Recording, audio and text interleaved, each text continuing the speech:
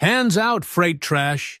This stop ain't a charity lane. Deputy Faulkner ripped Trina Daniels's license from her fingers and flicked it onto the asphalt, heel grinding it down like something meant to be erased. Look at her, he barked to the circle forming fast. Big rig. No sense. Always hauling lies. Rusk laughed and yanked her arms back, metal cuffs clamping too tight, twisting until her shoulders screamed. A phone lifted behind them, recording. Search her, Rusk said. Bet she's dirty. Trina's boots stayed planted beside her semi, jaw locked, eyes empty. In her ear, the hidden comm thumped once. Urgent. Faulkner leaned in, smug, unaware the woman held his fate. Before continuing, comment where in the world you are watching from and make sure to subscribe because tomorrow's story is one you can't miss. The heat rippled off the asphalt as Trina Daniels pulled her black semi-truck into the rest stop. She'd been tracking this route for weeks now, watching the pattern of suspicious vehicles that passed through like clockwork. The air conditioning died as she cut the engine, and sweat immediately began to bead on her forehead. Climbing down from the cab, Trina's boots hit the cracked pavement with a solid thud. She adjusted her fitted black t-shirt and reached for the manifest clipboard tucked behind her seat. Years of tactical training had taught her to stay aware of her surroundings while appearing casual. She noted the few other trucks scattered across the lot, the tired families shuffling in and out of the rest stop building, the pair of local police cruisers parked in the shade. A quick glance at her watch confirmed it was 2:15 p.m. Right on schedule for her routine stop. She flipped through the manifest pages, mentally counting down the minutes until her target should appear. That's when she heard the boots approaching. Well, well, what do we have here? The voice dripped with false friendliness. Deputy Rusk swaggered toward her, thumbs hooked in his belt loops, a smirk plastered across his ruddy face. Don't see many lady truckers out here, especially not. He paused deliberately, looking her up and down. Trina kept her expression neutral. Afternoon, officer. Just checking my paperwork before heading out. A second set of footsteps approached from behind, slower, more measured. Deputy Faulkner emerged like a shadow, his cold eyes studying her with calculated intensity. This is a rest stop, not a parking lot, he drawled. How long you planning to loiter here? Not loitering, sir. Standard safety check, then I'll be on my way. Trina's tone remained professional, but she felt her muscles tensing.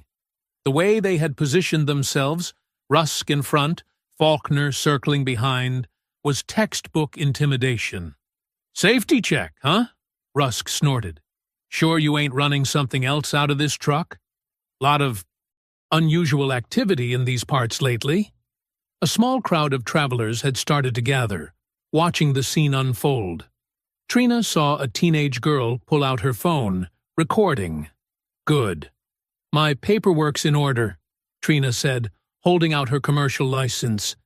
You're welcome to verify. Oh, we'll verify all right, Faulkner cut in, his voice dropping to a menacing whisper. He grabbed her wrist, twisting it slightly as he snatched the license. Funny thing about paperwork, sometimes it lies. Just like people. Trina's training screamed at her to counter his hold, to take control of the situation. But she couldn't blow her cover.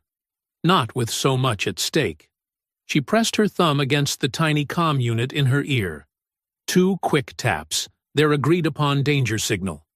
Sir, you're hurting my wrist, she said loudly, making sure the gathering crowd could hear. I've shown you my license.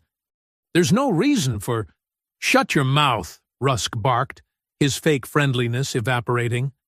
Getting real tired of your attitude. Acting all high and mighty with that fancy truck. We know what kind of trash comes through here. More phones had appeared in the crowd. Faulkner's grip tightened painfully. Maybe we ought to do a full search, he suggested, voice silky with threat. See what you're really hauling. Unless you want to tell us now who you're working for? Trina's heart raced, but her face remained calm. They were fishing, trying to provoke her. Did they suspect something? Or was this just their normal abuse of power? Either way, she couldn't risk the operation. Months of work, dozens of potential victims' lives on the line. "I work for myself," she stated firmly. "I've done nothing wrong, and you have no probable cause for—" The movement was lightning fast. Faulkner yanked her arm behind her back, while Rusk stepped in close, blocking the crowd's view. "Resisting an officer," Faulkner announced loudly. "Always gotta make it difficult, don't you people?" Trina's cheek slammed against the hot metal of her truck as Faulkner roughly cuffed her hands behind her back. The steel bit into her wrists. She could take them both down. The positioning was perfect for a sweep and disarm. But the mission had to come first. Always the mission. That's when she heard it, the soft buzz in her ear, followed by words that made her blood run cold. "Abort the sting. You've been made. We're compromised." The cruiser's vinyl seats stuck to Trina's skin as she watched a drop of blood from her split lip fall onto the dark upholstery. Deputy Faulkner drove with one hand on the wheel, the other resting casually on his gun. A deliberate show of power. In the passenger seat, Deputy Rusk kept turning around to leer at her. "Bet you ain't so tough now, are you?" Rusk taunted, his face red with satisfaction. "All that attitude just got you a nice trip downtown." Trina remained silent, using the bumpy road as cover to slowly work her cuffed hands toward her ankle. She had a backup comm unit strapped there. If she could just activate it, the FBI would be able to track her location. The main unit in her ear had already been discovered and crushed under Faulkner's boot at the rest stop. "I wouldn't do that if I were you." Faulkner's cold voice cut through the air. His eyes met hers in the rearview mirror. "Whatever you're reaching for, stop. Now." Trina froze. Faulkner pulled the cruiser over sharply, gravel crunching under the tires. Before she could blink, he was at the back door, yanking it open. His hands were rough as he grabbed her ankle, finding the hidden device. "Well, what do we have here?" He examined the small black unit, then crushed it between his fingers. "You just don't learn, do you?" His voice dropped to a whisper. "Try another smart-ass move like that, and you'll be leaving here in much worse shape than you arrived. Understood?" The threat hung in the air like smoke. Trina met his gaze steadily, but stayed silent. Faulkner's eyes were dead, the eyes of someone who enjoyed causing pain. Back on the road, Trina watched through the window as they passed the rest stop again. Her heart sank as she spotted a black transport truck pulling out, the very one she'd been monitoring for weeks. She knew what was inside. Young girls, stolen lives, headed for God knows where. All her careful surveillance, blown in an instant. At the station, they roughly marched her through a side entrance. The building was oddly quiet for mid-afternoon, with only a few deputies visible. They stopped at booking. "Name?" barked the desk sergeant, not looking up. "Keisha Lorne," Trina replied evenly, using her well-established alias. She'd been operating under this identity for months, with perfect documentation to back it up. Faulkner's eyes narrowed slightly. He stepped closer, studying her face. "Funny. You don't look like a Keisha to me." "That's what my mama named me," Trina shot back, letting a hint of defiance color her tone. "Play the role," she reminded herself. Just another angry civilian being harassed.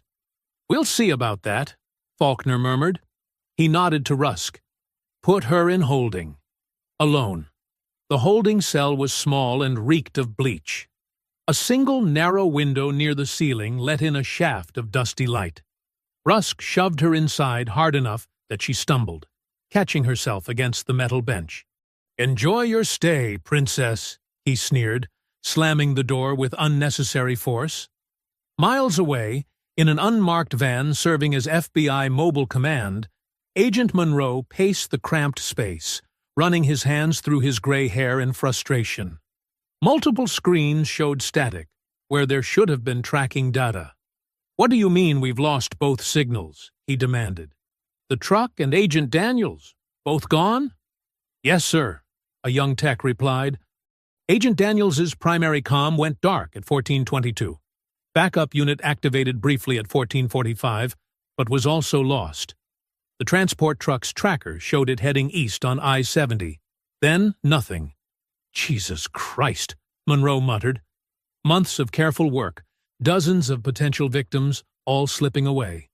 And now one of his best agents was in the wind. A junior agent burst into the van, tablet in hand. "Sir, you need to see this. It's going viral."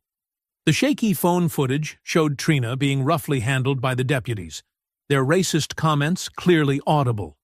The teenager who'd filmed it had posted it with the caption, "Cops harass black female trucker for no reason. Spread this!"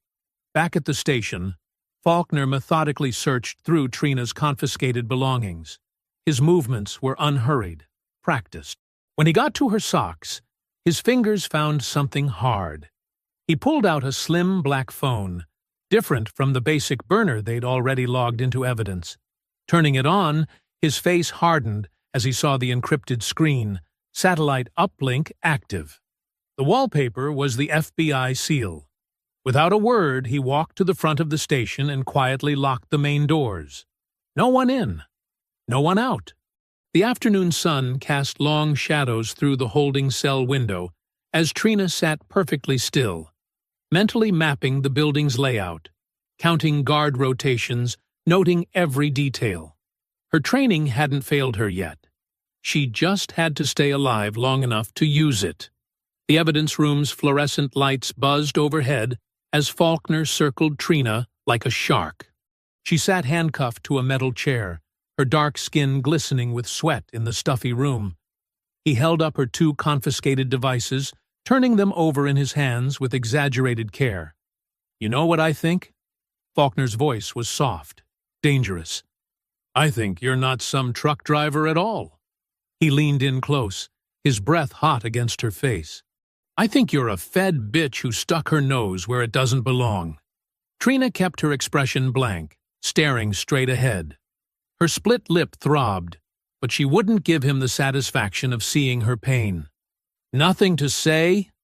He slammed both devices onto the metal table, making her flinch despite herself. "That's fine. I made some calls. Just waiting to hear back about what to do with you." He pulled out his phone, dialing a number while maintaining eye contact with her. "Yeah, it's me. Got something you need to know about." He stepped just outside the door, but his voice carried clearly. "Found FBI gear on her." "No, nobody knows she's here. What do you want me to do with her?" Trina's ears strained to hear the response, but the voice on the other end was too muffled. Faulkner's face darkened as he listened.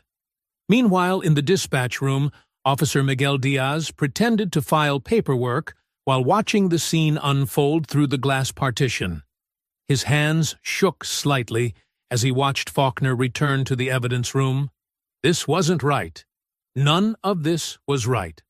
Faulkner stalked over to the room's thermostat, cranking it up. "Gets mighty hot in here without AC," he drawled. "Especially in summer. Especially when the ventilation's bad." He flicked off the lights, leaving only the dim glow from the hallway. "And it's amazing how many equipment malfunctions we have. Cameras, air conditioning, lights. Anything could happen, and nobody would know." Sweat rolled down Trina's back, but she kept her breathing steady. She'd endured worse in ranger training. The darkness didn't scare her. It was an advantage if she could get free. Down the hall, Deputy Rusk sat at a computer terminal, methodically deleting security footage. His pudgy fingers moved quickly across the keyboard, erasing every trace of their encounter with Trina at the rest stop. He'd done this before. Agent Monroe's voice crackled through the precinct's main phone line for the third time in an hour. "This is Senior FBI Agent Monroe. I need to speak with your commanding officer immediately." The desk sergeant's response was rehearsed. "Sorry, sir.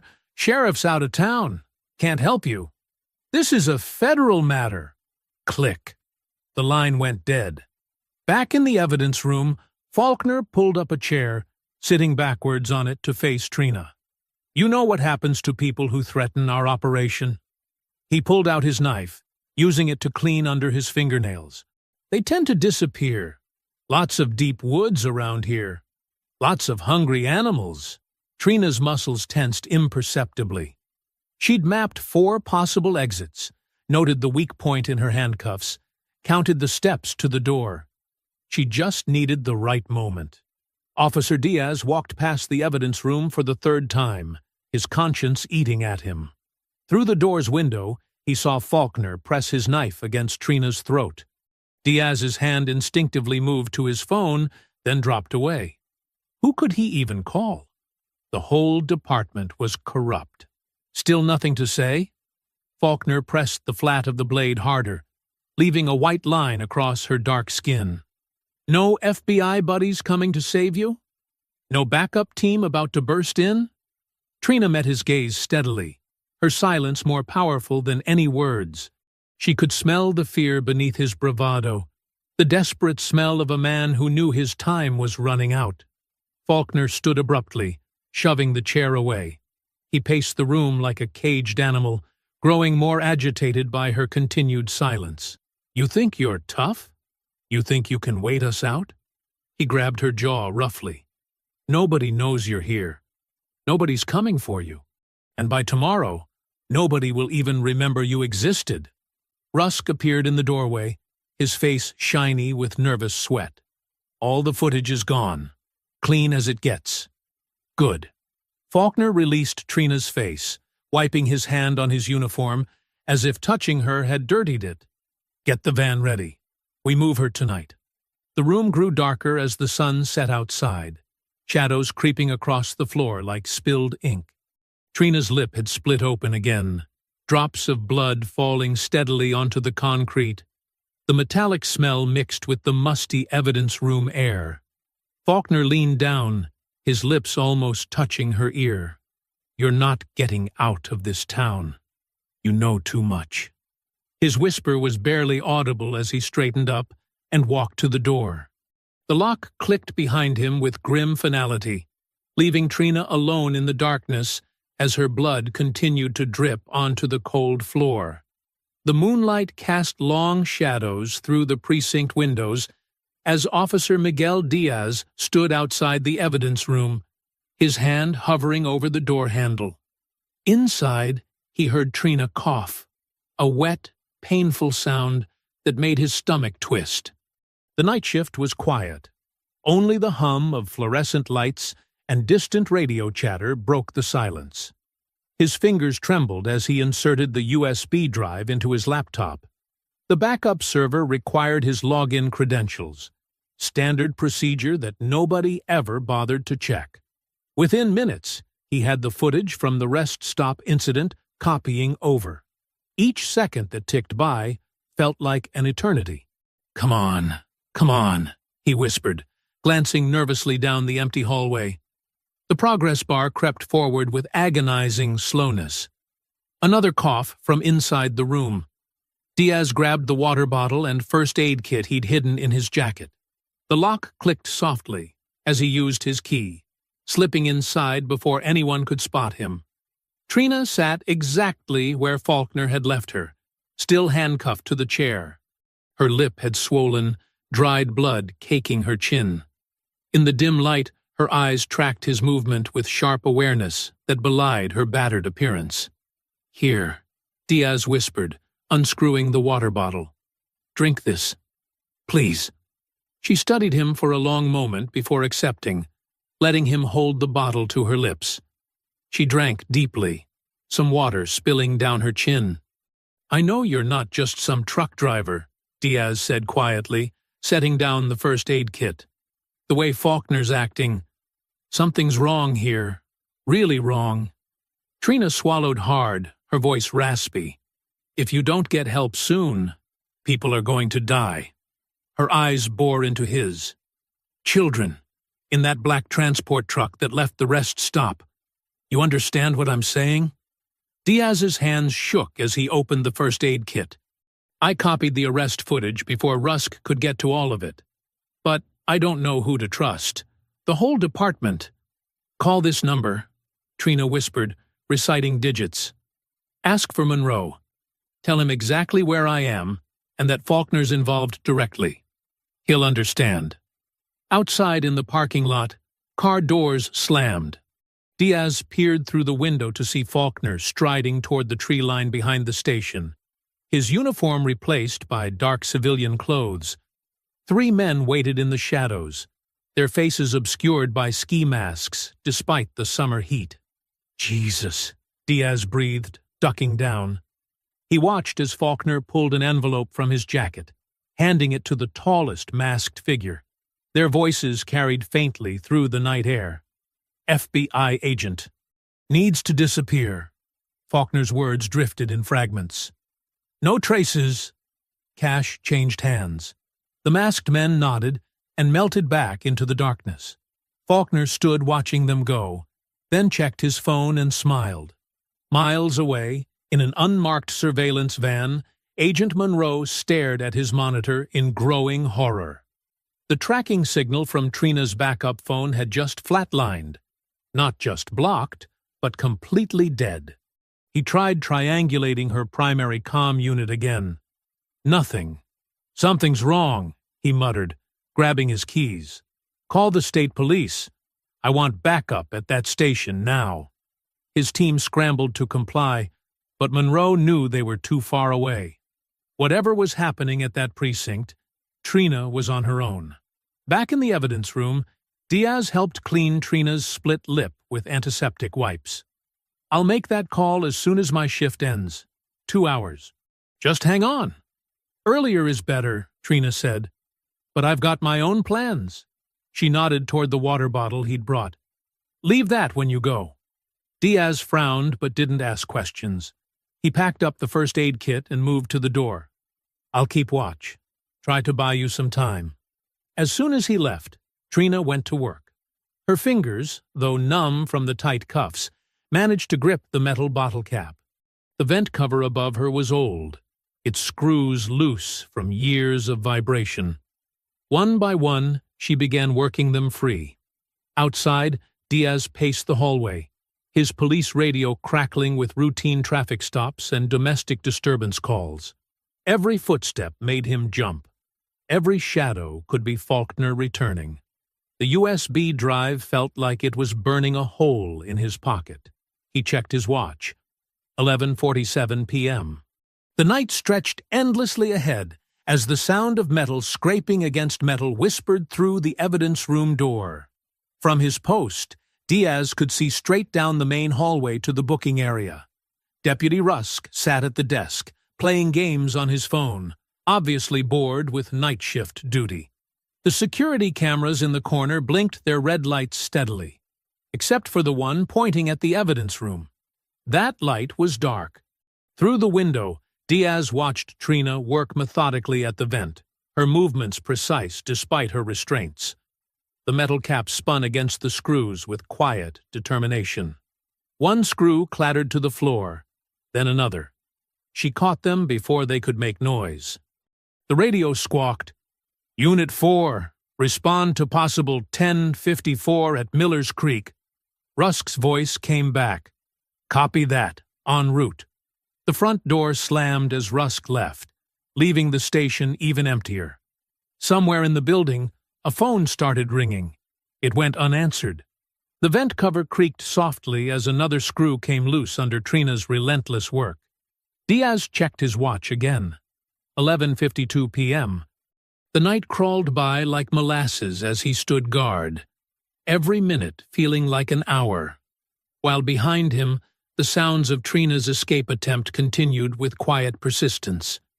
The darkness pressed in around Trina as she squeezed her aching body through the narrow vent shaft. Years of dust coated her clothes, and every movement sent shooting pains through her bruised ribs. The basement archives stretched below her like a maze of shadowy shelves and forgotten files. With practiced silence, she lowered herself down, landing in a crouch between 2 tall filing cabinets. The musty smell of old paper and damp concrete filled her lungs. Her training kicked in. Assess, adapt, survive. First priority. Get oriented. Pale emergency lights cast a sickly glow through the underground space. Row after row of metal shelving units created a grid pattern that stretched into the darkness. Water dripped somewhere in the distance, each drop echoing off the concrete walls. "Security panel has to be down here somewhere," she whispered to herself, keeping her voice low enough that it wouldn't carry. Moving carefully despite her injuries, Trina crept along the walls, scanning for electrical fixtures. Her fingers traced along rough concrete until they found what she was looking for. A utility access panel hidden behind a stack of moldy cardboard boxes. The panel's lock was simple enough. She pulled a bobby pin from her hair and had it open in seconds. Inside, a maze of wires and circuit breakers presented itself. Trina smiled grimly. This was the station's central nervous system. She traced the security circuits, found the one she needed, and carefully redirected power from the camera feeds. Now she just had to find the armory before anyone noticed. The basement layout was fairly standard for a small-town precinct. Trina moved deeper into the shadows, past shelves crammed with evidence boxes and case files yellowed with age. Her bare feet made no sound on the cold floor. They'd taken her boots during processing. The armory door stood at the end of a short hallway, its heavy metal frame a stark contrast to the crumbling walls around it. Another lock, this one more sophisticated. It took her nearly 2 minutes to defeat it. "Seriously," she breathed as the door swung open. The weapon racks were almost completely bare, just empty hooks and dust where rifles and shotguns should have been. Faulkner had clearly been planning ahead. But there, in a forgotten corner under some old riot gear, she found it. A battered X-26 taser, probably considered too old for service, but still functional. The charge indicator showed green when she tested it. Better than nothing. A bank of old security monitors caught her eye, pushed against the back wall. Most were dark, but 3 still displayed grainy feeds from external cameras. Trina's pulse quickened as she noticed the timestamp on the footage. Just a few hours old. She rewound the feed, scanning backwards until she found what she needed. The black transport truck appeared on screen, turning east out of the rest stop. She followed its progress across multiple camera views until it turned onto Route 16, heading straight for the abandoned Midwest Meats processing plant. "Got you," she whispered, memorizing the route. That facility had been shut down years ago after health code violations. Perfect cover for trafficking operations. Suddenly, heavy footsteps pounded overhead. A door slammed, followed by shouting. Trina's muscles tensed as Faulkner's voice carried through the ceiling. "She's loose in the building. Lock it down, now." Radio static crackled. Then Rusk's excited reply. "Copy that. All units converge on the station. Suspect is considered dangerous." Trina moved fast, plotting her escape route. The basement had to have an emergency exit. She found it behind a row of filing cabinets. A metal door with a push bar, probably rusted shut from disuse. More footsteps above, running now. Flashlight beams swept the stairwell leading down to the archives. Time was up. Her fingers found the keypad lock beside the emergency door. 4 digits. Standard building code would use the station's founding date. She punched in 1958, and the lock clicked open. Shouts echoed from the stairwell. "Check the basement! She has to be down here!" Trina gripped the taser tightly and took a deep breath. The door would trigger an alarm. But that didn't matter now. She could hear Rusk's heavy breathing as he descended the stairs. Outside, crickets chirped in the pre-dawn darkness. 100 yards of open ground separated the station from the tree line. Red and blue lights began strobing in the distance as backup units responded to the call. Meanwhile, on a lonely stretch of county road, Agent Monroe's sedan crawled to a stop behind what appeared to be a drunk driver weaving across both lanes. Standard procedure would be to call it in, but something felt off. The driver's movements were too deliberate, too calculated. Monroe reached for his radio, but before he could key the mic, headlights blazed to life in his rearview mirror. A truck roared out of the darkness, engine screaming. His last thought was that he should have waited for backup. Back at the station, Trina pressed her shoulder against the emergency exit. The metal groaned in protest, decades of rust fighting against her. Behind her, flashlight beams danced across the walls as officers searched the basement room by room. "Where are you, you sneaky bitch?" Rusk's voice echoed off the concrete. "Come out, and maybe we won't have to hurt you too bad." Trina threw her full weight against the door. It burst open with a shriek of tortured metal, triggering alarms throughout the building. Cold night air rushed in as she stumbled out into the darkness. Sirens wailed to life, painting the world in alternating red and blue. Dogs barked in the distance. The woods beckoned, offering cover less than 100 yards away, but her injuries slowed her down. Each step sent fire through her ribs and bare feet. "There! By the emergency exit!" someone shouted. Flashlight beams swept toward her as she ran. Taser clutched tightly in her bloody fingers. The pre-dawn mist clung to the ground as Trina moved through the dense pine forest, each step calculated and precise despite her injuries. Blood had soaked through her black t-shirt, where Faulkner's questioning had reopened a wound in her side. The fabric was sticky and warm against her skin. She paused behind a thick tree trunk, listening intently.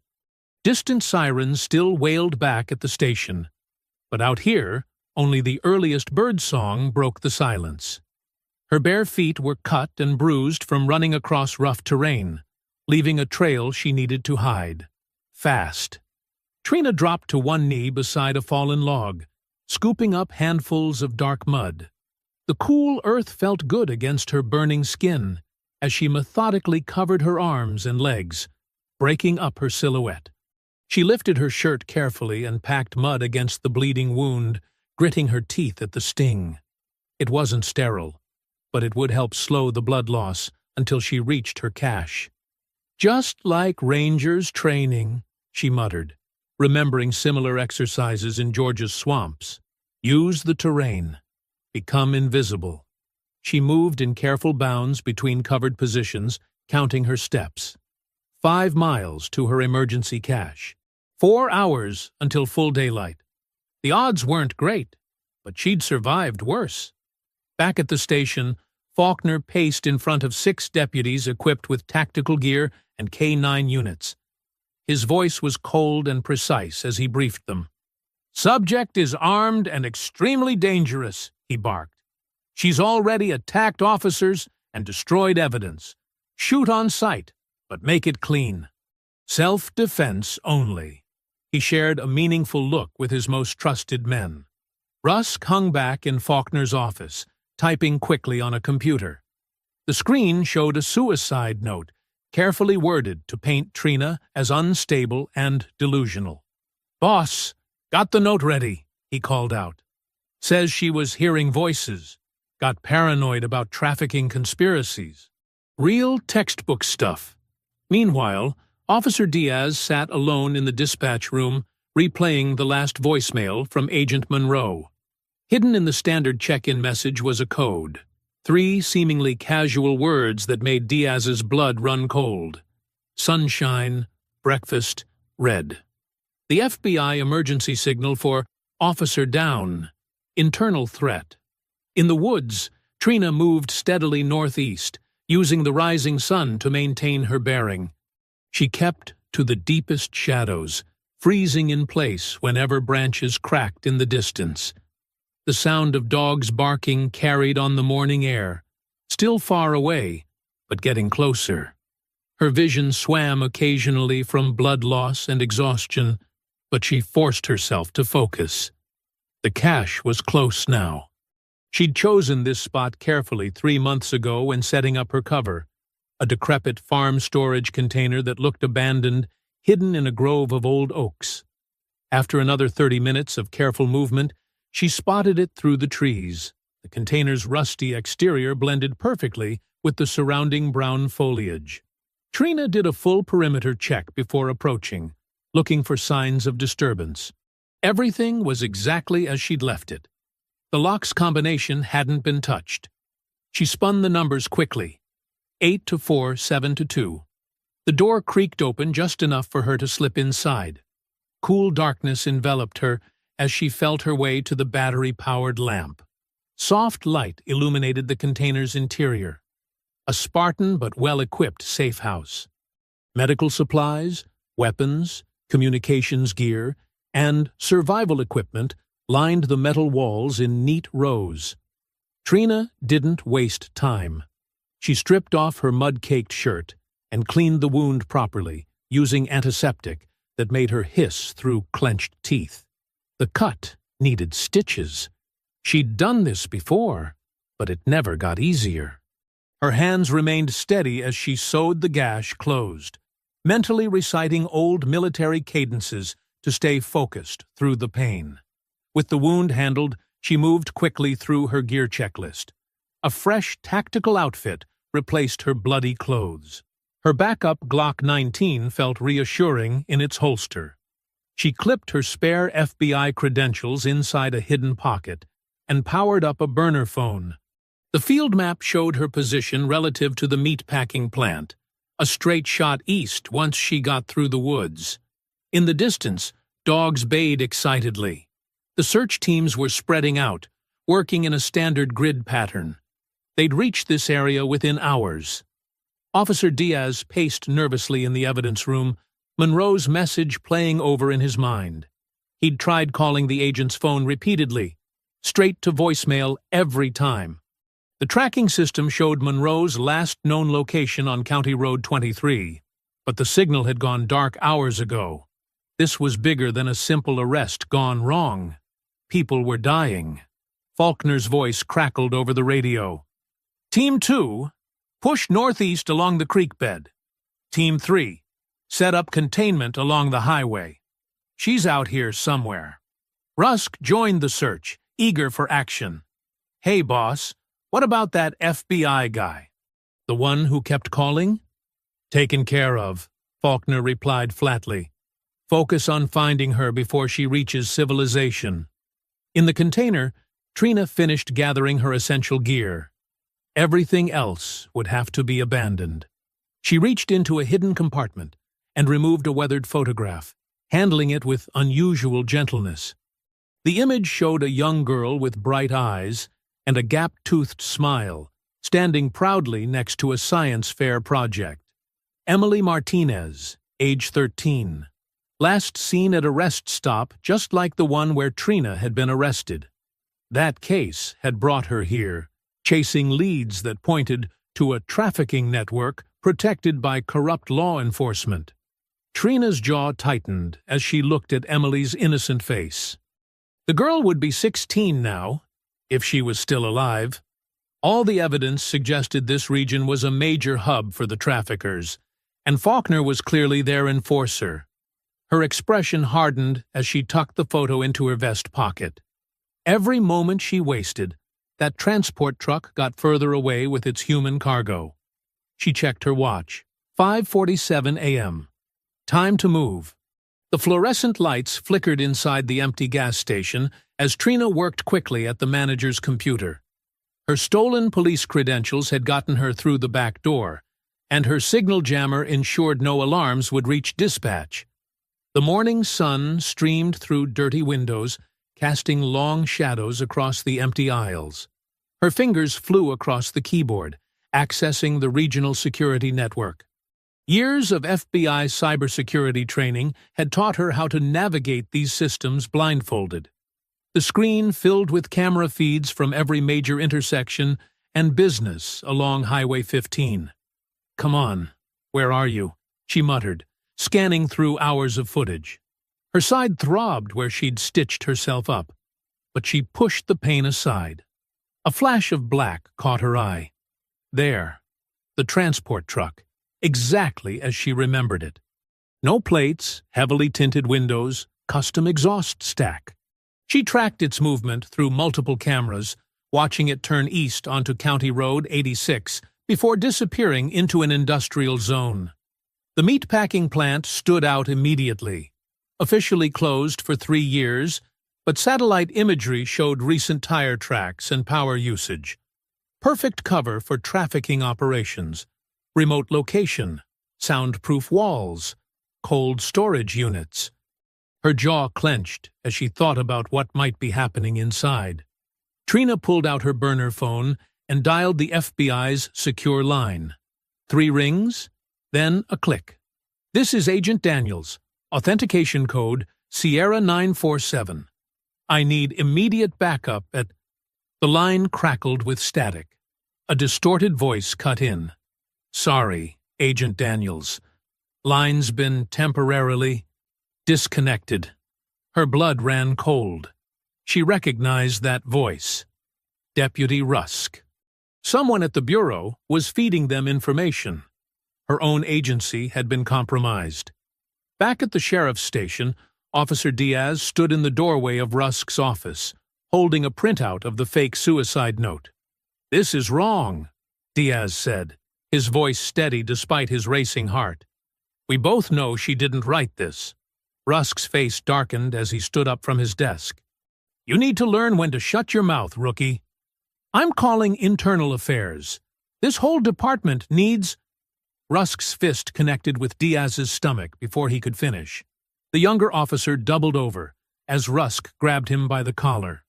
"You ain't calling nobody," Rusk snarled, dragging Diaz down the hallway. They reached a storage room filled with old files and equipment. "Take some time to think about your career choices." The door slammed shut. The lock clicked. Diaz pounded on the metal surface, but the soundproofed room swallowed his shouts. Miles away, at an isolated stretch of highway, Deputy Faulkner stood over the body of the transport truck's driver. The man had outlived his usefulness. Loose ends needed tying up. Faulkner wiped his knife clean and took the keys from the dead man's pocket. The truck's cargo was secure in the meatpacking plant's cold storage. 7 girls, all under 15, drugged and ready for processing. The buyers were already lined up, money transferred through offshore accounts. Everything was falling into place, except for one loose end named Trina Daniels. Back at the gas station, Trina accessed a different system, the surveillance drone network used by local news stations. She'd borrowed the login credentials during her initial undercover work. The drones provided real-time aerial coverage of major roads and infrastructure. She guided one of the drones toward the meatpacking plant, keeping it high enough to avoid detection. The thermal imaging showed multiple heat signatures inside the building, small clusters that didn't move like adults. Her stomach turned. A black SUV appeared on the feed, driving up the plant's access road. The vehicle stopped, and a familiar figure stepped out. Deputy Faulkner, still in uniform, carrying a briefcase. He walked with the confidence of someone who owned the place. Because he did. Trina zoomed the camera in, recording everything. Faulkner unlocked the main entrance and disappeared inside. Minutes later, lights came on in the administrative section. Through the windows, she could see him laying out papers on a desk, making calls, running his operation like any other business. "Got you," she whispered, saving the footage to a secure cloud server. This wasn't just a corrupt cop taking bribes or providing protection. Faulkner was the mastermind, using his badge and department resources to run a sophisticated trafficking ring. The security cameras showed more vehicles arriving, expensive cars with tinted windows, buyers coming to inspect the merchandise. Trina's hands shook with rage as she watched men in suits being escorted inside by armed guards. She checked her weapons and ammunition one last time. The Glock felt heavy against her hip, loaded with hollow points. A backup piece was strapped to her ankle. In her vest pocket, Emily Martinez's photo seemed to burn against her chest. a reminder of what happened when these monsters went unchecked. The signal jammer beeped, warning her that police frequencies were active nearby. Search teams were sweeping this area now, working their way systematically from the station. She'd stayed in one place too long. Trina wiped the computer's logs and gathered her gear. Through the gas station windows, she could see dust kicked up by approaching vehicles. Time to disappear again. But now she had what she needed: proof of Faulkner's operation and its location. The drone feed continued streaming to her phone as she slipped out the back door. On the screen, another black SUV pulled up to the plant. More suits, more guards, more lives being destroyed while the world looked away. The diesel engine rumbled as Trina guided her semi-truck down the empty industrial road. The afternoon sun cast long shadows across the cracked pavement, and the meat-packing plant's rusty sign creaked in the wind. Her truck, once just cover for surveillance, now served a different purpose. She'd reinforced the front bumper with steel plates and filled the trailer with tactical gear. Parked in a secluded spot half a mile from the plant, Trina methodically prepared her equipment. The bulletproof vest felt familiar against her skin as she secured the straps. Memories of her Army Ranger days flooding back. She checked each smoke grenade twice, arranging them on her belt for quick access. The suppressed Glock slid smoothly into her thigh holster. "This ends today," she whispered, touching Emily Martinez's photo one last time before tucking it away. Her mind drifted back to 3 months ago, when the operation first started. The FBI had solid intel about girls disappearing along I-70, but every time they got close, the traffickers seemed to vanish. Now she knew why. The memory made her blood boil. "The transport will hit the rest stop at 0200, Agent Monroe had said, pointing at the map in their mobile command center. "We'll have teams here, here, and here." But the truck never showed. Instead, state troopers flooded the area, forcing their surveillance teams to pull back. The same pattern repeated for weeks, their targets always one step ahead. "Someone's feeding them information," Trina had insisted. "We need to go dark. Run this off books." Monroe agreed, and they set up the trucker cover story. But even that had been compromised. The mole ran deeper than they'd imagined, all the way to the FBI's regional office. Every move they made, Faulkner knew about it first. Inside the meat-packing plant, screams echoed through the cold storage area. Faulkner stood over a teenage girl, maybe 14, who'd tried climbing through a ventilation shaft. Her lip was split, eye swollen shut. "You think you can just walk away?" he snarled, grabbing her hair. "After what I paid for you?" The girl whimpered as he dragged her back to the holding area. Other girls pressed themselves against the walls of their cells, trying to become invisible. Faulkner's phone buzzed, another buyer wanting to inspect the merchandise. Back in her truck, Trina set up her laptop and connected to a secure satellite uplink. The camera's red light blinked on, recording her face in the dim cabin. "My name is Special Agent Trina Daniels, FBI Undercover Operations," she began, her voice steady. "What I'm about to show you documents a human trafficking operation run by Deputy Clyde Faulkner of the Missouri State Sheriff's Department." She uploaded everything: drone footage, financial records, surveillance photos, arrest reports showing patterns of missing girls, names, dates, locations, all of it backed up with hard evidence. Faulkner uses his position to protect traffickers, targeting vulnerable girls and women across 5 states. He's murdered at least one federal agent and countless victims.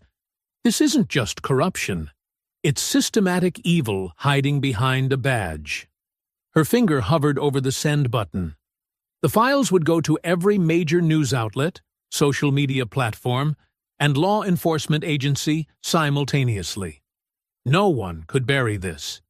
"To Deputy Faulkner," she continued, staring directly into the camera, "I'm coming for you. No more hiding. No more victims. Tonight, you answer for everything." She hit send. Multiple progress bars filled her screen as the files uploaded. Within minutes, notifications started popping up. Downloads, views, shares. The truth was out, spreading faster than anyone could stop it. Trina checked her watch. The sun had almost set, painting the sky blood red. Through her binoculars, she counted 4 guards patrolling the plant's perimeter. Armed but sloppy, more used to intimidating teenage girls than facing actual resistance. She started the engine, feeling its powerful vibration. The reinforced bumper could easily take down the front gate. Smoke grenades would provide cover while she breached the building. Years of tactical training had prepared her for this moment. Her radio crackled with police chatter. They'd found her message. Faulkner's voice cut through the static, ordering all units to the plant. But it would take them at least 15 minutes to arrive. More than enough time. The truck's headlights cut through the gathering darkness as Trina accelerated down the access road. The guard at the gate barely had time to raise his weapon before 3 tons of steel slammed through the barrier. Metal screamed against metal as the gate crumpled under her bumper. Trina was already moving, pulling pins from smoke grenades as she leapt from the cab. The devices arced through the air, spreading thick white clouds across the loading dock. Confused shouts and gunfire erupted from multiple directions, but the bullets hit nothing but smoke.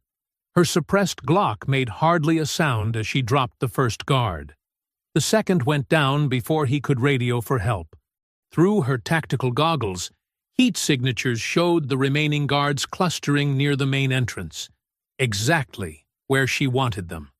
More smoke grenades rolled across the concrete, creating a wall of cover. Trina moved like a shadow through the chaos, weapon raised, closing in on the building's entrance. Inside, she could hear Faulkner shouting orders, trying to regain control of a situation that had already spiraled beyond his grasp. This was the moment everything changed. No more running, no more hiding. The time for justice had finally come. The metallic stench of rust and decay filled Trina's nostrils as she moved through the smoke-filled corridors. Water dripped from exposed pipes overhead, creating an eerie percussion that mixed with distant shouts and running footsteps. Her tactical goggles revealed heat signatures moving frantically through the building. 2 guards appeared at the end of the hallway, their rifles sweeping back and forth through the smoke. Trina pressed herself against a corroded wall, controlling her breathing. The first guard passed within inches of her position. She struck like a viper. Her hand clamped over his mouth, while her other arm locked around his throat in a rear naked choke. He thrashed, but her grip was iron. Within seconds, he slumped unconscious. She lowered him silently to the floor. "Joey? You see something?" The second guard called out, moving closer. Trina waited until he was just past her before stepping out. He spun, raising his weapon, but she was already inside his guard. Her palm strike crushed his nose. As he staggered, she grabbed his rifle barrel, twisting it away while driving her knee into his solar plexus. He doubled over, gasping. A precise strike to the base of his skull put him down. Screams echoed from somewhere ahead. Trina moved faster, checking corners as she advanced. The corridor opened into a processing area filled with rusty hooks and ancient machinery. A third guard stood there, holding a terrified teenage girl in front of him like a shield. His pistol pressed against her temple. "Stop right there!" he shouted. "One more step, and I'll kill her." The girl sobbed, trembling in his grip. Trina raised her hands slowly, appearing to surrender. "Let her go," Trina said calmly. "You don't want to make this worse for yourself." "Shut up! Put your weapon down, now!" Trina carefully lowered her Glock to the floor. As she straightened up, her hand brushed the smoke grenade on her belt. In one fluid motion, she pulled the pin and rolled it toward them. Dense white smoke erupted between them. The guard instinctively loosened his grip on the girl. That split second was all Trina needed. She surged forward as the girl broke free, tackling the guard before he could aim. They crashed into a metal table. His pistol skittered away across the floor. The guard was bigger, but Trina had years of combat training. She blocked his wild punch and countered with sharp elbow strikes to his face. When he tried to grapple, she used his momentum against him, sweeping his legs and taking him down hard. A quick armbar hyperextended his elbow until something popped. His scream cut off as she choked him unconscious. "Are you hurt?" Trina asked the girl, who huddled against a wall. No, she stammered. "There are others. In the freezer." "Show me." The girl led her to a massive walk-in cold storage unit. The heavy door was secured with a padlock. Trina shot it off and pulled the door open. The blast of frigid air carried the sounds of whimpering and quiet sobs. 12 girls huddled together on the frozen floor, dressed in thin clothes. The youngest couldn't have been more than 10. Their eyes were wide with terror as Trina entered. "I'm FBI," she said softly, showing her badge. "I'm getting you all out of here. Can you walk?" They nodded, helping each other stand on trembling legs. Trina guided them through the smoke-filled corridors toward the loading dock where her truck waited. The trailer was equipped with emergency supplies: blankets, water, food, and first aid kits. "Stay quiet and stay together," she instructed as she helped them climb inside. "Lock this from the inside. Don't open it for anyone but me. I'll knock 3 times, pause, then twice more. Understand?" They nodded, wrapping themselves in blankets. Trina secured the trailer and headed back inside. On a security monitor near the loading dock, she spotted Faulkner in what looked like a central office, barking orders into a radio. Suddenly, gunfire erupted from multiple directions. 4 men in tactical gear appeared at both ends of the corridor, rifles raised. Trina dove behind a concrete pillar as bullets chipped away at the edges. "You're dead, Fed!" one shouted. "No way out!" Trina touched her wounded side, feeling fresh blood. She'd lost too much already. But giving up wasn't an option. She pulled her last smoke grenade and threw it, using the cover to sprint toward a side passage. A rifle stock swung at her head. She ducked, grabbing the weapon and driving her knee into the attacker's groin. As he doubled over, she wrenched the rifle away and slammed the butt into his face. He went down hard. The second man charged, trying to tackle her. Trina sidestepped, using his momentum to throw him into a wall. His head crashed through a rusted pipe, releasing a spray of pressurized steam. He screamed, clutching his scalded face. More bullets forced her into a roll. Pain exploded in her leg as a round grazed her thigh. She came up firing, catching the third attacker in the shoulder. He dropped his weapon, stumbling backward. The fourth man had a clear shot. Trina threw herself sideways as his rifle barked. The bullet missed her head by inches. She crashed through a rotting drywall partition, buying precious seconds. Her hands found a length of broken pipe.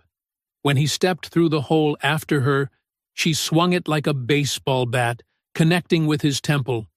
He crumpled, without a sound. Steam continued spraying from the ruptured pipe, filling the corridor with scalding mist. Somewhere in the distance, flames began to lick at exposed insulation. The fire would spread quickly through the old building. Gritting her teeth against the pain in her leg, Trina checked her weapon and started limping toward the central office. Each step sent fresh agony through her thigh, but she pressed on. Faulkner was waiting up ahead. It was time to finish this. The command office loomed ahead, its grimy windows flickering with fluorescent light. Trina pressed her back against the wall beside the door, steadying her breathing. Her leg throbbed where the bullet had grazed her, and fresh blood trickled down her side. She tightened her grip on her Glock and kicked the door open. "Don't move!" she commanded, sweeping her weapon across the room. Faulkner stood behind a metal desk, his arm locked around a young girl's throat. A hunting knife pressed against her skin. The girl couldn't have been more than 14, tears streaming down her face. Well, well, the fed bitch found her way upstairs. Faulkner's drawl dripped with contempt. His uniform was splattered with blood. Not his own. "Drop the gun, or I open her throat. You're surrounded, Faulkner. FBI tactical teams are already in position." Trina kept her voice steady, despite the burning in her wounds. "It's over." He laughed, a hollow sound that echoed off the metal walls. "You government garbage think you're so smart, always playing by the rules, filling out your little forms." The knife pressed deeper, drawing a whimper from the girl. "But I own this county. Have for years. Let her go. This is between us now." "Between us?" His face twisted with rage. "You have no idea what you've walked into. Your precious Agent Monroe found out the hard way. Wrapped his car around a tree about 6 hours ago." Trina's stomach clenched, but she kept her expression neutral. "You're lying." "Am I? Check your phone, if you can find it. But I'm guessing you won't be getting any calls from Arthur anymore." Faulkner's grin widened. "See? I've got friends in places you can't touch. People who make sure problems like you disappear. Big talk from a small-town cop hiding behind a child." "Small town?" He pressed the blade harder, drawing a thin line of blood.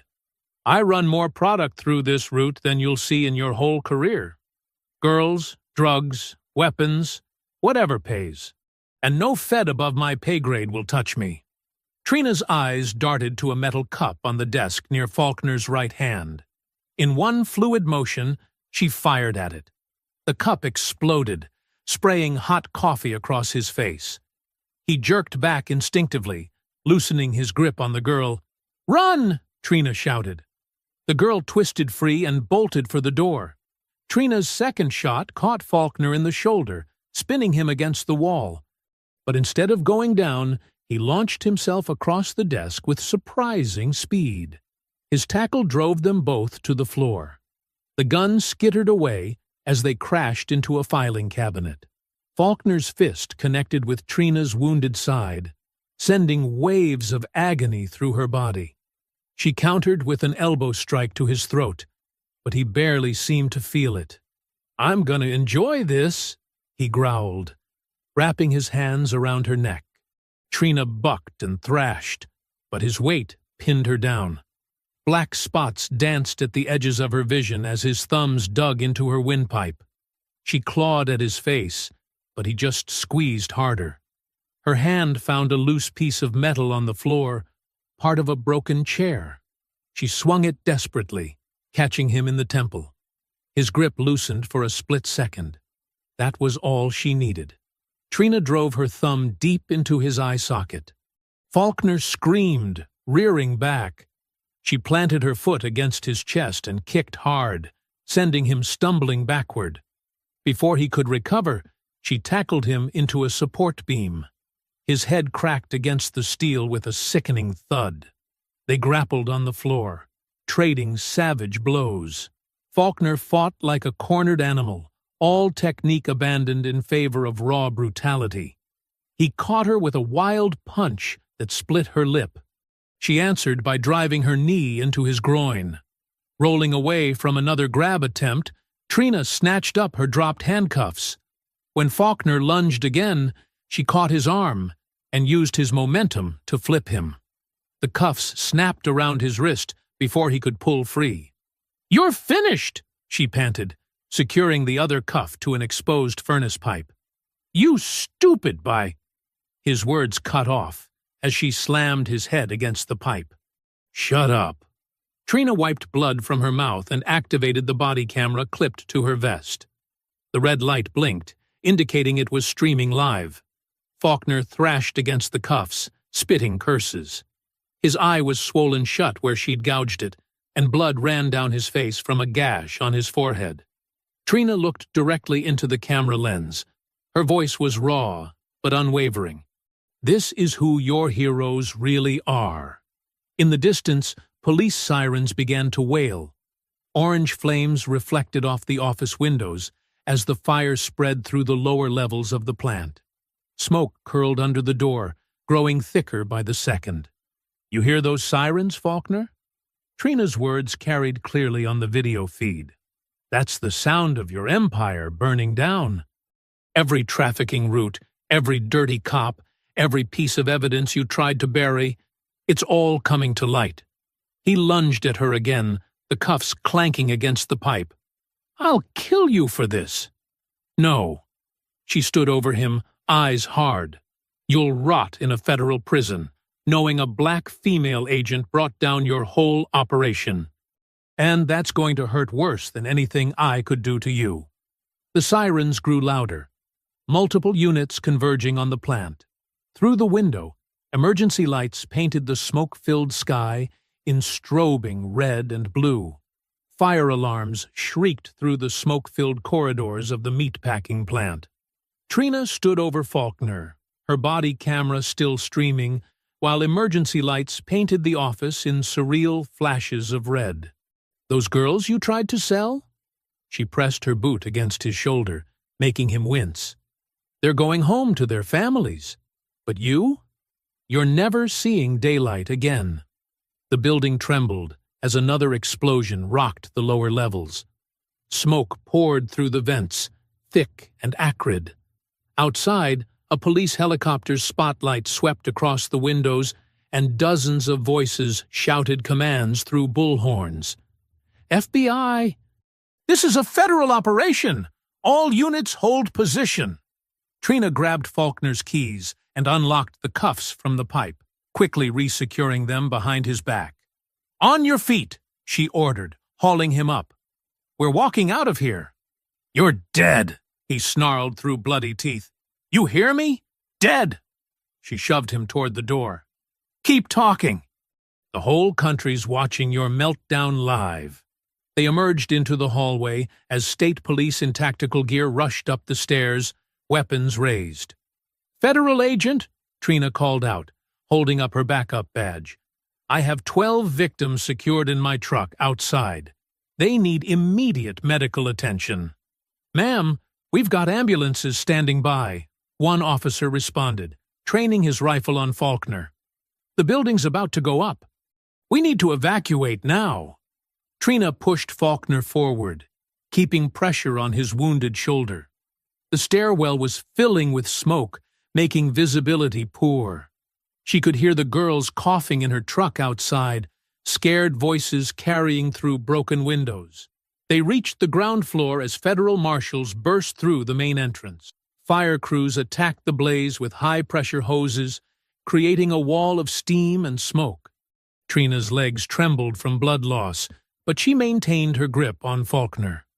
Get those girls out first, she shouted to the rescue teams.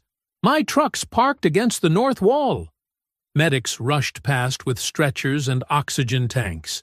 The girls emerged one by one, wrapped in emergency blankets, some barely conscious from the cold of the storage unit. Others clung to each other, sobbing as paramedics guided them to waiting ambulances.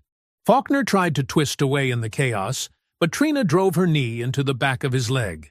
Don't even think about it, she growled. A familiar voice cut through the noise. Agent Daniels! Officer Diaz pushed through the crowd, his face bruised and uniform torn. He clutched a USB drive in his shaking hand. I got out, picked the lock after Rusk left. I have everything. Deleted footage, phone records, internal communications. Federal agents immediately surrounded him, securing the evidence. Diaz looked at Faulkner with disgust. I recorded your calls too, Deputy. The ones about Agent Monroe. Faulkner lunged at the young officer, but Trina yanked him back. Two marshals grabbed his arms as news helicopters circled overhead, their spotlights creating a dizzying pattern of shadows and glare. Agent Daniels, a senior FBI tactical commander, approached. We found Monroe's car. It was staged to look like an accident, but we have tire marks indicating a pit maneuver. This is now classified as a domestic terrorism investigation. Trina nodded, her vision starting to blur. The adrenaline was wearing off, and her wounds screamed for attention. The girls? Make sure they're safe first. They're being transported to secure medical facilities, the commander assured her. We have protective details assigned to each one. Federal agents led Faulkner toward an armored transport van. He was still shouting threats, but his voice had taken on a desperate edge. The live stream from Trina's body camera had destroyed any chance of his connections protecting him. Paramedics rushed to Trina's side as her knees buckled. Multiple GSWs. Severe blood loss, one called out, catching her before she hit the ground. We need a gurney over here. They eased her onto a stretcher, cutting away her vest to assess her wounds. The pain hit her in waves now, making it hard to focus. Through the haze, she saw Diaz giving his statement to federal investigators, pointing out other officers involved in the conspiracy. The plant's upper floors were fully engulfed now, flames reaching into the night sky. Fire crews fought to contain the blaze as evidence teams rushed to secure what they could from the offices. BP's dropping, a medic announced, starting an IV. We need to move her now. As they loaded her into an ambulance, Trina caught one last glimpse of Faulkner being shoved into the transport van. Their eyes met through the smoke. His face had gone slack, the reality of his situation finally sinking in. All his power, his connections, his years of corruption, rendered meaningless by a single live stream. The medics closed the ambulance doors, shutting out the chaos. Trina let her head fall back against the stretcher as they inserted a second IV line. Outside, more sirens approached. State police, FBI evidence response teams, federal prosecutors. The system she'd fought so hard to fix was finally moving, grinding into action with unstoppable momentum. Hold still, Agent, the medic said, checking her wounds. You've lost a lot of blood, but we've got you stabilized. Trina nodded weakly, the edges of her vision growing dark. The last thing she saw before losing consciousness was the red and blue emergency lights reflecting off the ambulance's ceiling, pulsing like a heartbeat in the night. Trina's eyes fluttered open to the steady beep of heart monitors. Sunlight streamed through hospital blinds, casting thin stripes across crisp white sheets. Her body ached, but the sharp pain had dulled to a manageable throb thanks to IV painkillers. A small TV mounted in the corner played CNN at low volume. The headline scrolling across the bottom read, Breaking, FBI busts major trafficking ring, corrupt police implicated. Multiple federal indictments handed down this morning, the anchor reported. Deputy Clyde Faulkner and 4 other members of the Morrison County Sheriff's Department face charges including kidnapping, human trafficking, civil rights violations, and the murder of a federal agent. The screen showed Faulkner being led into the federal courthouse in shackles, his face bruised from their fight. Deputy Rusk followed, head down, shoulders slumped. 3 other deputies Trina recognized from the department walked the same path of shame, all in cuffs. The entire department has been placed under emergency federal authority, a Justice Department spokesperson announced from a podium. We have evidence of systematic corruption going back years. This case represents a complete failure of local law enforcement leadership. A nurse entered, checking Trina's vitals. Good to see you awake, Agent Daniels. You've had quite a few visitors waiting. Before Trina could respond, 2 senior FBI officials walked in. Assistant Director Phillips from D.C. and the special agent in charge of the Kansas City field office. Agent Daniels, Phillips said, pulling up a chair. How are you feeling? Like I got hit by a truck, Trina replied, her voice hoarse. But I'll live. We need to debrief you, the SAC said. But first, you should know. We found the mole. Trina's heart rate picked up slightly. Inside the bureau? Phillips nodded grimly.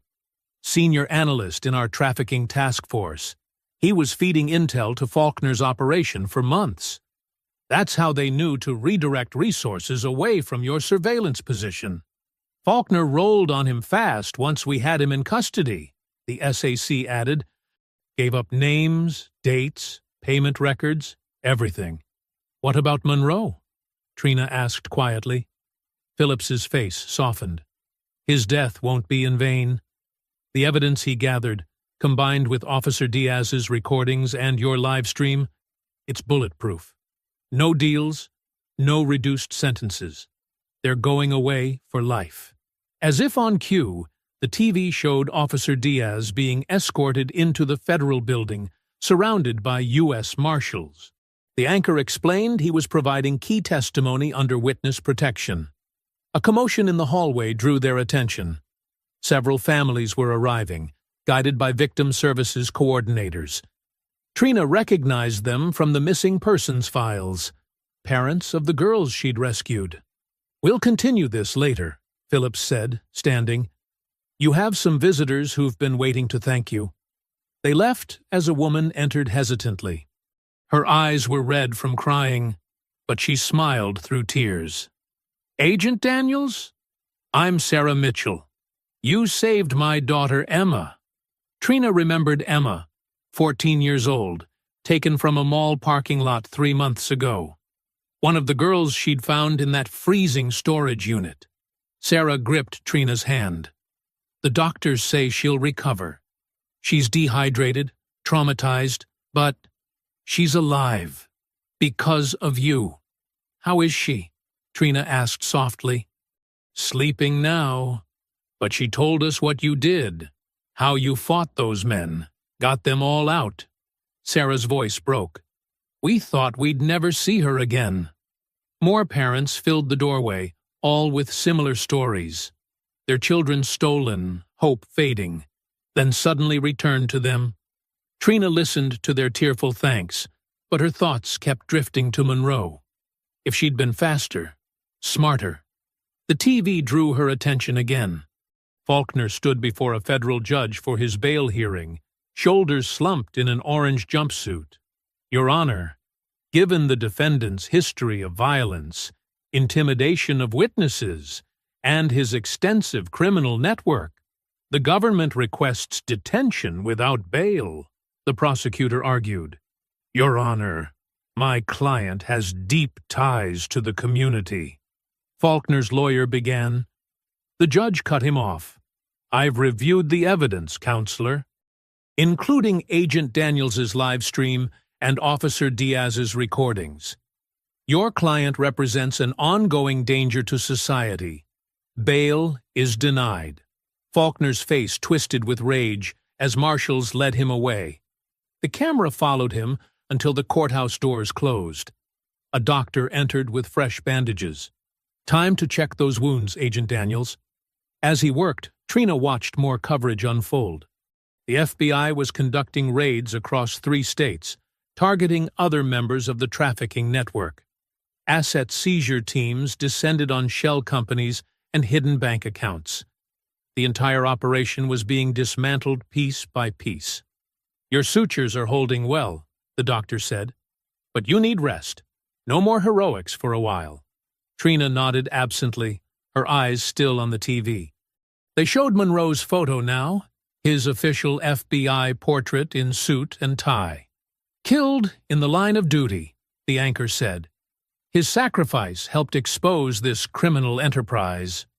Agent Daniels? A nurse appeared with a phone. Call from the FBI director's office. They want to discuss your medal ceremony. Tell them later, Trina said quietly. I need some time. The nurse nodded and withdrew. Trina watched more parents arriving, heard more tearful reunions in nearby rooms. The pain and guilt over Monroe's death still gnawed at her. But seeing those families, maybe that was the best way to honor his memory, finishing what they'd started, making sure justice was served. The TV showed Faulkner one last time, being led to a prison transport. The man who'd thought himself untouchable, now headed for a supermax cell. His kingdom of corruption had crumbled, exposed to the light of day. The anchor's words summed it up perfectly. A dark chapter in law enforcement history comes to an end. 3 weeks later, Trina stood at the base of the federal courthouse steps, adjusting her crisp FBI dress uniform. News vans clogged the streets, their satellite dishes reaching toward the morning sky. 2 distinct crowds had formed, trafficking survivors and their families on one side, supporters of the accused officers on the other, held apart by barricades and federal marshals. "Agent Daniels!" reporters shouted, thrusting microphones forward. "Any comment on today's proceedings?" She walked past them silently, flanked by FBI protective detail. Her wounds had mostly healed, though her ribs still ached when she breathed deeply. The courthouse's heavy doors swung open, revealing the metal detectors and security checkpoints within. Inside the packed courtroom, Trina sat in the front row behind the prosecution table. Faulkner and his co-defendants filed in wearing orange jumpsuits, chains rattling. Deputy Rusk wouldn't meet anyone's eyes, but Faulkner stared directly at Trina, his face a mask of hatred. "All rise," the bailiff called, as Judge Harriet Monroe, no relation to the fallen agent, took the bench. The United States District Court for the Eastern District of Missouri is now in session. The prosecutor's opening statement was devastating. "This case isn't just about corruption," she began. "It's about power and its systematic abuse, about officers sworn to protect, who instead became predators." When Trina took the stand, the courtroom fell silent. She spoke clearly, methodically, describing the initial confrontation at the rest stop. The viral video played on screens throughout the courtroom. Faulkner shoving her against the truck, Rusk laughing as they violated her rights. "And what happened after they took you to the station?" the prosecutor asked. "Deputy Faulkner isolated me in a holding cell," Trina testified. "He turned off the air conditioning, cut the lights, said he could make me disappear and no one would know." She recounted her escape through the vents, the shootout in the woods, finding Agent Monroe's body. Her voice remained steady as she described storming the meatpacking plant, freeing the imprisoned girls, and her final confrontation with Faulkner. The defense attorney tried to rattle her on cross-examination. "Isn't it true you violated department policy by acting alone? That you endangered those girls with your reckless actions?" "I followed FBI protocols for compromised operations," Trina replied calmly. "When faced with imminent danger to trafficking victims, agents are authorized to take immediate action." Officer Diaz testified next, his hands shaking slightly as he described years of witnessing abuse and corruption. "There was a code of silence," he explained. "Anyone who spoke up disappeared or had their lives destroyed." Faulkner ran the department like his personal crime syndicate. The prosecution played his secret recordings, deputies discussing payoffs, trafficking routes, ways to cover up misconduct. Rusk slumped lower in his chair with each damning piece of evidence. A teenage girl testified from behind a privacy screen, her voice quavering. "They kept us in that freezing room for days. No food, no blankets. When we cried, they'd hurt us worse." Other survivors followed, each account more horrifying than the last.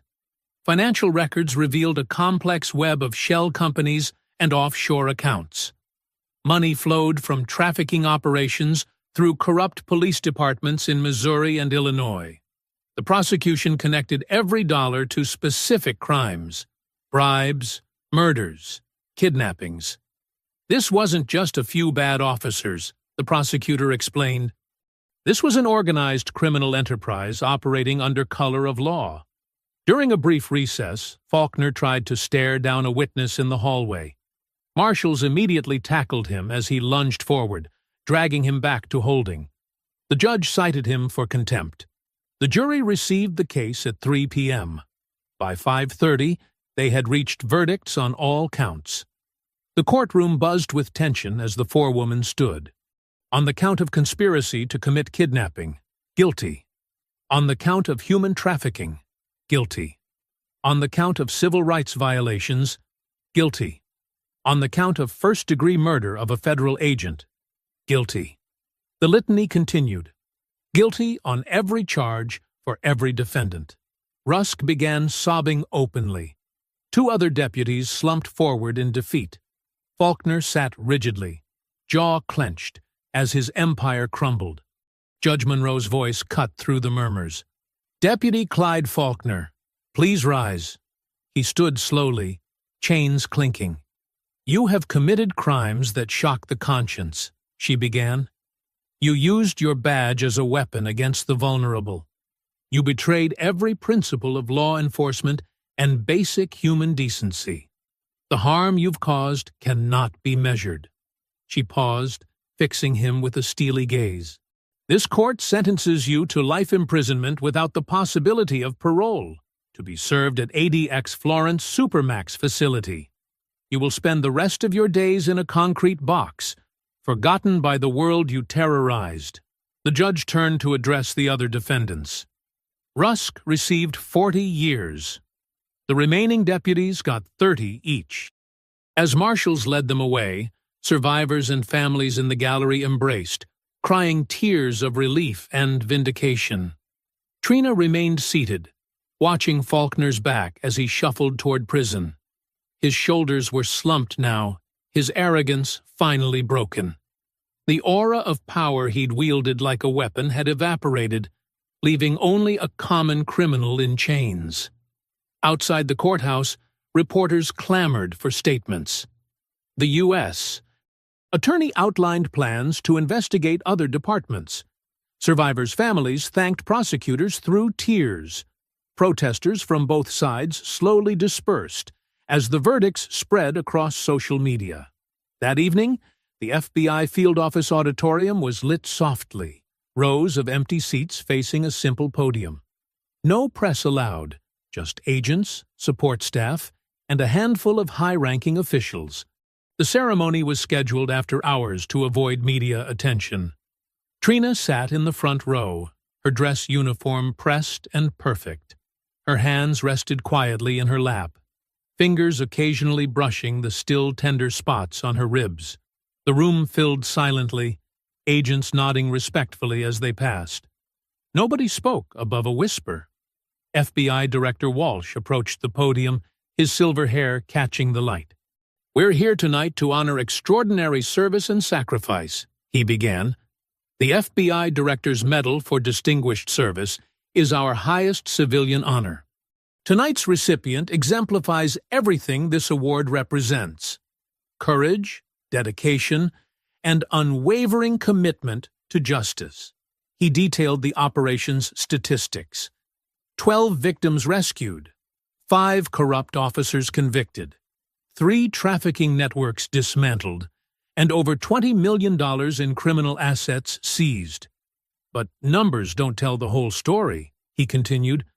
Agent Daniels faced torture, isolation, and near death. She lost her mentor, Agent Monroe, yet she never wavered from her mission to protect the innocent and bring criminals to justice. Trina rose when called, walking steadily to the podium.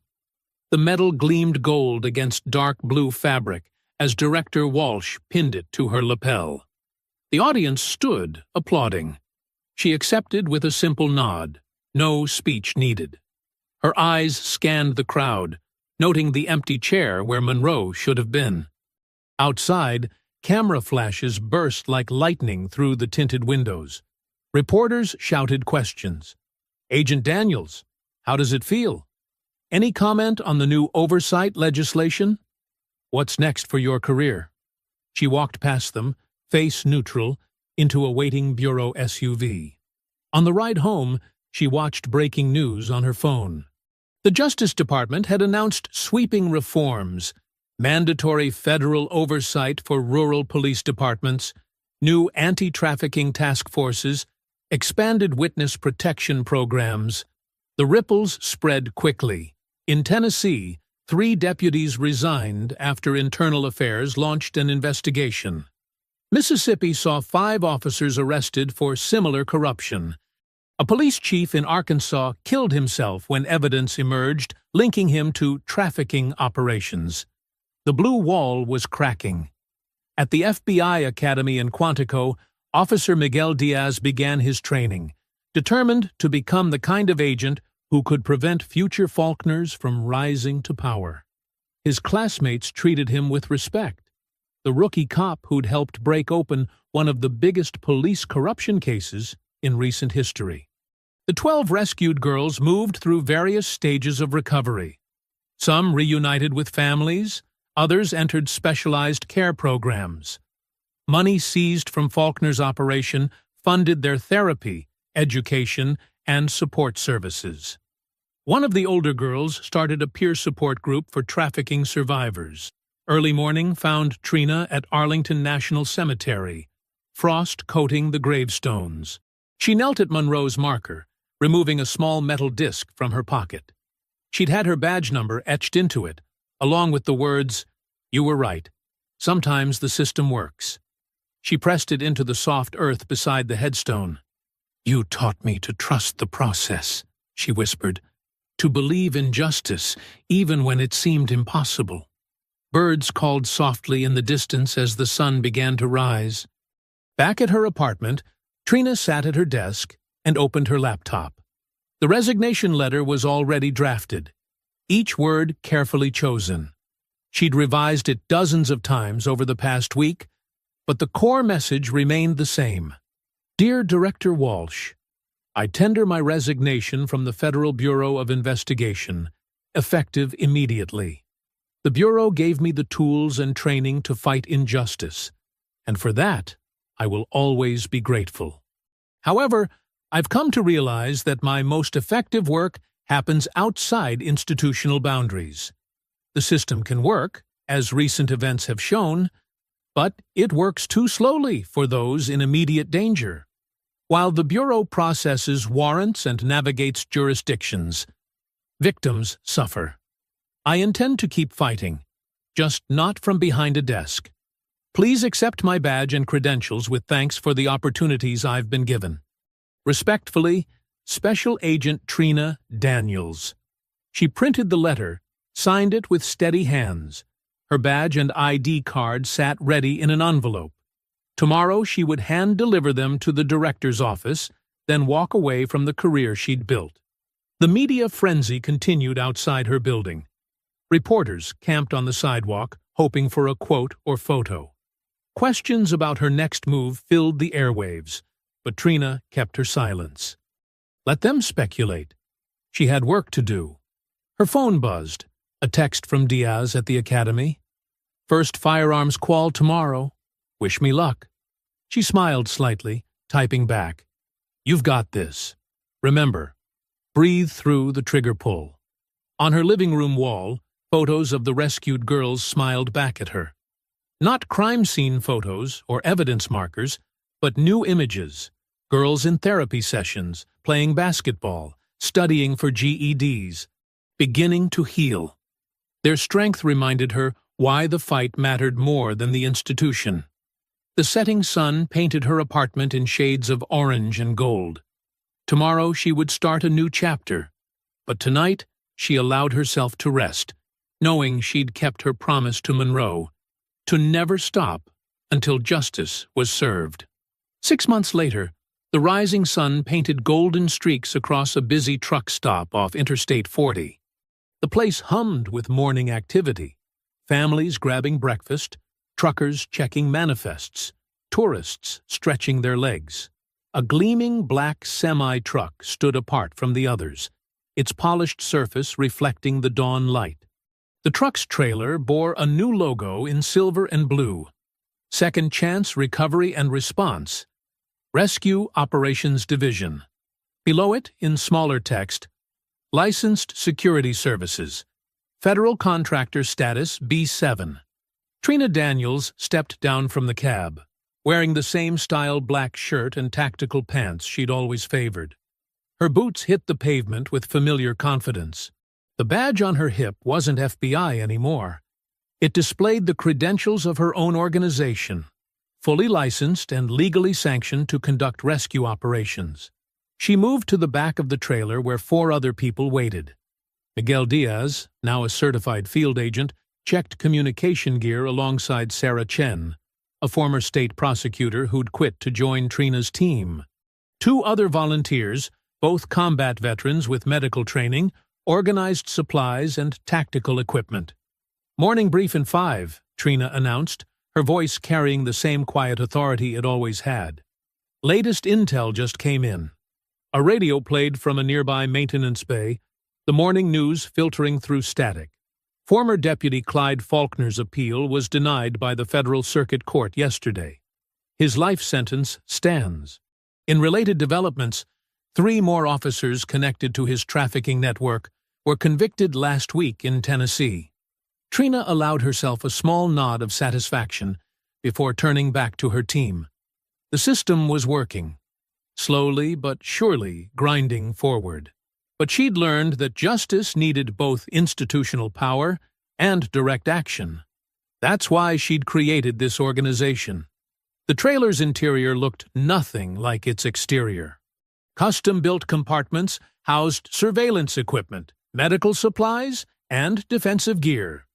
Everything legally registered and properly licensed.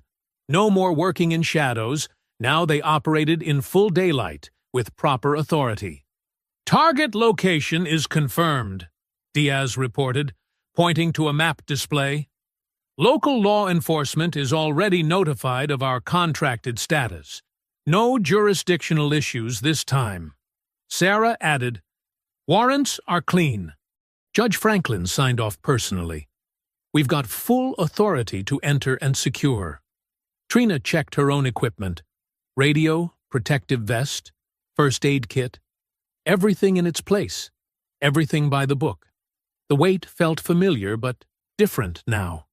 This was her operation, her rules, her way of doing things right. A yellow school bus pulled into the lot, stopping briefly. A teenage girl bounded down the steps, wearing a backpack covered in colorful pins. She was one of the 12 they'd rescued from Faulkner's operation. Now she lived with a foster family nearby, attending regular school, rebuilding her life. She spotted Trina and waved enthusiastically. Trina returned the wave, remembering how this same girl had huddled terrified in that meatpacking plant 6 months ago. The transformation still amazed her. What safety and support could do for a wounded soul. "You coming to group tonight?" the girl called out. She attended a survivor support program that Trina's organization helped fund. "Not tonight," Trina answered. "But I'll be there next week. Keep working on that history project." The girl beamed and hurried back onto the bus. Trina watched it pull away, carrying its precious cargo of normal teenage life and second chances. Inside the trailer, her team finished their preparations. Each person knew their role, their responsibilities. No cowboys, no loose cannons, just trained professionals doing necessary work within the law. The radio continued its morning report. Federal oversight programs have now been implemented in 17 rural police departments across 6 states. Officials credit the Faulkner case with exposing systemic weaknesses. Sarah muted it with a grimace. "Still can't believe how deep it went." "That's why we're here," Trina replied. "To make sure it doesn't happen again." Their organization had grown quickly, funded by private donors and government contracts. They provided security for domestic violence shelters, ran extraction operations for trafficking victims, and trained local law enforcement in proper procedures. Everything above board, everything documented. The morning sun climbed higher as they finished their preparations. Truckers passed by, nodding respectfully at the logo on their trailer. The organization's reputation had spread. They were known as the ones who got things done right. Diaz checked his watch. Time to move. Trina gathered her team for final instructions. Each operation followed strict protocols. Safety first, legal compliance absolute, documentation complete. No corners cut, no rules bent. They'd learned that justice worked best in the open. A message buzzed on Trina's phone. Another thank you from a family they'd helped reunite last week. She tucked the phone away, focusing on the task ahead. The gratitude was nice, but the work itself mattered most. The team loaded up, equipment secured, plans confirmed. Trina climbed into the driver's seat, adjusting mirrors with practiced ease. The engine rumbled to life, powerful and ready. She pulled out onto the highway, sun at her back, law and truth riding with her. The black truck merged smoothly into morning traffic, just another vehicle on the road. But its purpose was clear. Its mission, vital. If you enjoyed the story, leave a like to support my channel and subscribe so that you do not miss out on the next one. On the screen, I have picked 2 special stories just for you. Have a wonderful day.